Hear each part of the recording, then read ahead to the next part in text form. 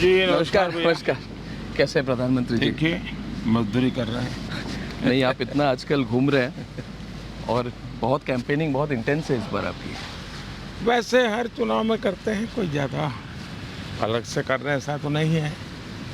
पर इस बार road shows बहुत है आपके। ज़्यादातर हमने देखा हुआ कि क्या है जी कि शाम को हमारा एक प्रॉब्लम ये है, जी ये हेलीकॉप्टर का प्रॉब्लम ये है कि सूर्यास्त के पहले आपको लास्ट डेस्टिनेशन लैंड छोड़ना करना पड़ता पड़ता है जी। है। उसके बाद एक्चुअली कैंपेन के लिए हम्म, 3-4 घंटे का सही समय होता है। हम्म, अब वो मेरे जैसे को काम नहीं आता है क्योंकि मेरे लिए तो फिर उसमें से मैंने एक रास्ता खोजा जी कि जहाँ मेरा डेस्टिनेशन ख़त्म हो जाता है तो मैं एक स्थान पे रोड शो कर लूँगा, तो एक जी। एक्स्ट्रा कार्यक्रम मेरा।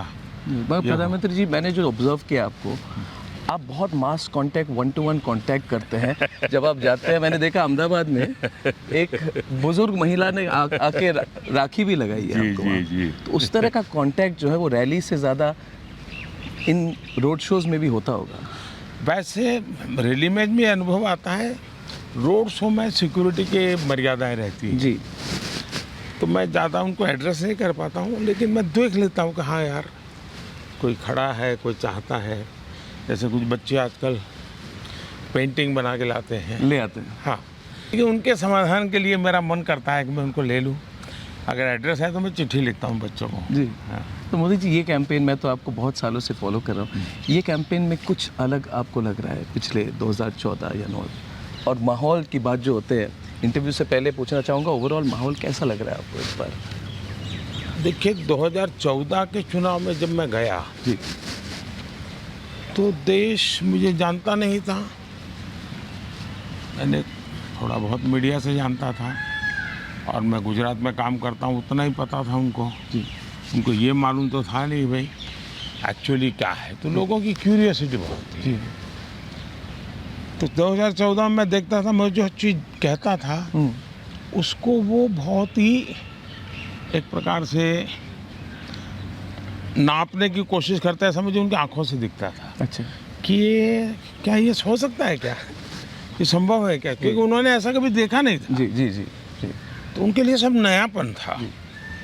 2019 में गया जी तो मैंने देखा कि एक बड़ा विश्वास का नज़र जाता था। उनको लग रहा है यार, आदमी 14 में जो कहता था 5 साल उसने डिलीवर किया बर्बाद नहीं किए। जी उसने लगातार जो कहता था उसको करने का प्रयास किया। जी लोग मुझे इस बात पे जज नहीं करते थे कि हुआ या नहीं हुआ, पूरा हुआ या आधा हुआ, लेकिन ये जज करते थे कि दिशा सही है कि नहीं, प्रयास ईमानदारी से हो रहा है कि नहीं, और मेहनत करने में कोई कमी है क्या। जी और इन सारी कसौटियों पे देश ने कम से कम मुझे पॉजिटिव पाया।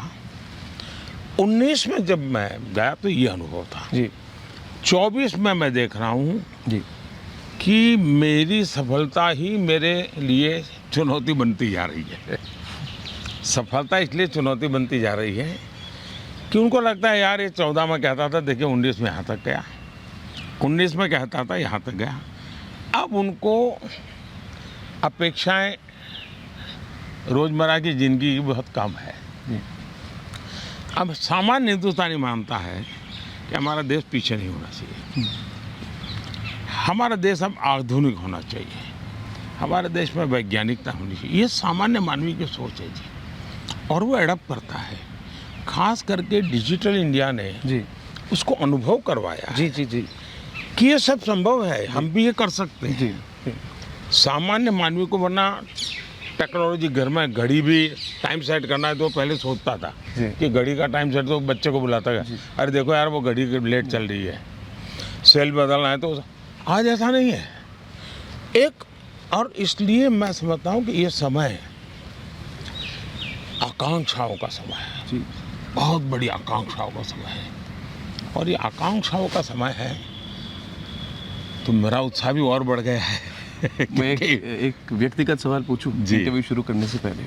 मोदी जी, पूछता है Bharat, nation wants to know आप इतने रिलैक्स्ड कैसे रहते हैं? अभी आपको कोई मिले इतने चुनाव के गर्मी के बीच में, और आपकी शेड्यूल 2014 से ज़्यादा है, 2019 से ज़्यादा है। 2014 में जब इंटरव्यू की थी आपकी, मैंने 9 मई को ही की थी 2014 को, और तब आपका गला भी बैठ गया था। इस बार गला भी आप, you are looking very fresh, very relaxed. तो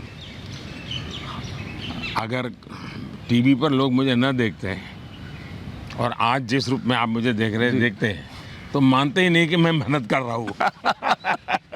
और आजकल कुछ लोग बोल भी देते हैं। लेकिन जी, शायद 2014 में और 2019 से बजाय जी, एक अलग ही माहौल है चुनाव में, और उसका एक स्वाभाविक परिणाम मेरे मन पर भी होता है। मैं भी इंसान हूँ आखिर। कोई तनाव नहीं है, तनाव नहीं, कोई इफ्स एंड बट्स नहीं है, हाँ। कोई दुविधा नहीं है। और मैं गुजरात में इतने साल रहा, लेकिन मैंने ऐसे चुनाव नहीं देखे। मैं सब चुनाव जीतता था, 2/3 बहुमत से जीतता था, लेकिन इतना, और इसलिए मैं कह रहा हूँ कि चुनाव मोदी निमित्त है। ये भारतीय जनता पार्टी की एक व्यवस्था है, लेकिन मेरे हिसाब से चुनाव देश की जनता ने अपने कंधे पर ले लिया है। और एक प्रकार से मैं जो कहता हूँ, मैं जाके कहता हूँ कि भाई मैं 2 चीज़ के लिए आया हूँ। एक, 10 साल देश को आगे बढ़ाने में आपने जो योगदान किया, तो मैं आपका धन्यवाद करता हूँ, देश आपने आगे बढ़ाया है। और दूसरा मैं कहता हूँ कि मुझे आशीर्वाद चाहिए, क्योंकि हमें अब इस गति को रुकने नहीं देना है। जी, हमें हमें इसको मेंटेन रखना है। नई ऊंचाइयों को पार करना जी, है। बिल्कुल। हमें गति भी बढ़ानी है, स्पीड भी बढ़ानी है, स्केल भी बढ़ाना है, जी। और स्कोप का तो जहाँ तक सवाल है, स्काई इज़ द लिमिट, जो डेफिनेशन है, जो बोला जाता है स्काई इज़ द लिमिट, मैं समझता हूँ भारत के लिए उससे भी आगे बहुत कुछ है। हाँ, बहुत बढ़िया। मोदी जी, अभी इंटरव्यू के लिए चलें? चलिए भाई। जी, जी, बहुत अच्छा लग रहा है आपको मिलकर, और अपने रिलैक्स लग रहे हैं।